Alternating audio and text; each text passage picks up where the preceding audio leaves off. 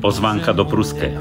Štvrtok 16.1.2025 od 18:30 bude nočná adorácia s odprosovaním, zvelebovaním, modlitbami, so svetou omšou, požehnanie Eucharistiou aj exorcistovaným olejom. Program je nasledovný. 18:30 spievaný ruženec Ivetka Masníková s rodinou. O 19:30 bude vyloženie oltárnej sviatosti a moderovaná adorácia s odprosovaním. 21:10 modlitba zriekania a oslobodenia. 21:20 zvelebovanie. 21:30 svätý ruženec. O 23:00 svätá hodinka.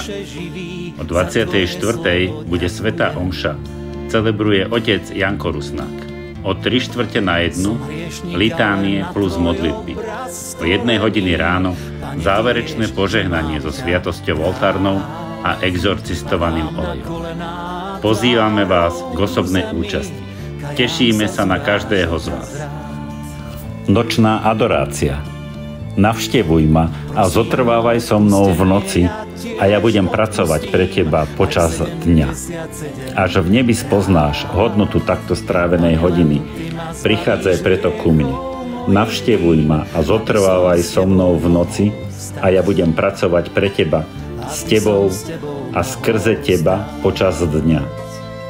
V nočnej adorácii odo mňa získaš to, čo odo mňa nie je možné získať žiadnym iným spôsobom, najmä vyslobodenie duší z vplyvu a útlaku moci temnôt. Viac duší je zachránených a oslobodených v nočnej adorácii, než akoukoľvek inou formou modlitby. Toto je modlitba, ktorá ťa najúžšie zjednocuje s mojimi vlastnými nocami, ktoré som celé strávil v modlitbe počas svojho života na zemi. Prichádzaj preto ku mne v noci a okúsiš moju moc a prítomnosť po tvojom boku počas dňa. Žiadaj ma o čokoľvek, keď ku mne budeš v noci prichádzať a na úsvite dňa poznáš moju milosrdnú pomoc. Mám zvláštne zaľúbenie v tých, ktorých povolávam, aby so mnou bdeli v nočnom čase. Modlitba kláňania sa v noci má moc a účinnosť modlitby spojenej s pôstom, ktorú som odporúčal svojim apoštolom ako spôsob vyháňania démonov zmučených a utláčaných duší. Preto sa démoni nočnej adorácie boja a nenávidia ju, zatiaľ čo anjeli sa z nej radujú a vkladajú sa do služieb duší, ktoré po nej túžia. Ježiš hovorí benediktínskemu mníchovi zo zdroja in synu Jezu. Nech bude pochválený Pán Ježiš Kristus. 2000 rokov modlitieb, svätých a mystikov, tých, ktorí všetko dostávajú od Boha. Ukazuje nám to, že mimoriadnym spôsobom Boh vypočuje tých, ktorí sa modlia v noci. Nepoznám ľudí, ktorí by nedostali od Boha to, o čo prosili. Tí, ktorí trhali svoje noci, trhali svoje sny, aby žiadali Boha o to, čo prosia. Neviem, prečo je to tak, ale noc je tak mimoriadne privilegovaná vo vyprosovaní si Božích milostí. A preto nočná adorácia, ona je tak špecifická, pretože to bude modlitba pokory, ku ktorej chcem pozvať každého z vás. A čo to znamená? Keď by sme si otvorili Sväté písmo, uvideli by sme tam veľkých prorokov, ktorí zachraňovali celé národy svojou modlitbou. Modlitbou pokory, poníženia. V čom ona spočíva? Práve v tom, že v úplnej poníženosti si ľahám pred Bohom na zem. Môžeme to nazvať ako modlitbu ľahnutia si do kríža. Je to modlitba pokánia, ponížená. Modlitba totálne zabudnutá. Kto dnes sa modlí? Modlitbu ležania v kríži. Drahí moji, toto je modlitba, ktorá je stále vypočutá Bohom. A pamätám si, ako raz bol exorcizmus, ktorý trval mnoho rokov. Bolo to jedno dievča. Mnohí exorcisti sa nad ňou modlili. Skúšali rôzne metódy exorcizmu. Ale diabol sa iba smial, pohrdal, píšil sa, nevídem, nemáte moc, nemáte silu. A pamätám si, že raz som meškal na jeden exorcizmus. Kňaz exorcista už začal exorcizmus a bola vystavená Najsvätejšia sviatosť oltárna. Dal som si na seba albu, štólu. Tiež som uvidel, že je niekoľko desiatok osôb okolo tejto posadnutej dievčiny. A diabol ako stále ričal, smial sa, pohrdal všetkými, chválil sa. Popodišiel som pred Najsvätejšiu sviatosť oltárnu a vtedy som dostal takúto inšpiráciu. Prelom pýchu tohto démona svojim ponížením. A pýtam sa, Pane, ako to mám spraviť? A videl som taký obraz, ako sám ležím krížom pred Najsvätejšou sviatosťou oltárnou. Tak som si ľahol pred Najsvätejšiu sviatosť oltárnu v tvare kríža.